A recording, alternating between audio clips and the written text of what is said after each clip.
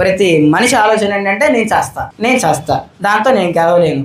Road మీద ఎక్కి కొమ్ములు తిరిగిన అమ్మగారైనా సరే నాతో ఎవడు లేడనేసి అలా కాళ్ళ ఎగరేసి నుంచున్నాడైనా సరే చివరికి ఎక్కడికి వచ్చి అవుతాడు, సమాధి దగ్గరికి వచ్చి అవుతాడు. ఇక నా వల్ల కాదు, దీంతో నేను గెలవలేను. అరే ఈ రోడ్లో అమ్మతో అసలు ఎవరు మాట్లాడి గెలవలేరు. ఆమెతో సభాష్ పర్వాలా ఒక దగ్గర కూర్చోబెట్టిద్ది.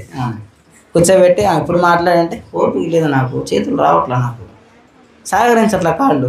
అదేంటి నోరు వేసుకొని పొద్దున్నదాకా పడితే లేదు, అక్కడికి వచ్చి ఆపిద్ది. అది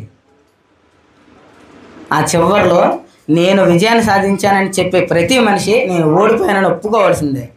ఆ చావు దగ్గరికి వచ్చిన తర్వాత నువ్వెంత తెలివైన దానివైనా, ఎంత తెలివైన వాడివైనా సరే, నువ్వు చేసిన మొట్టమొదటి తప్పు వల్ల సమాధి దగ్గర రాగానే ఓడిపోతున్నావు. ఆ సమాధిలో నుండి నిన్ను గెలిపించగలిగిన వాడు ఎవడూ లేడు.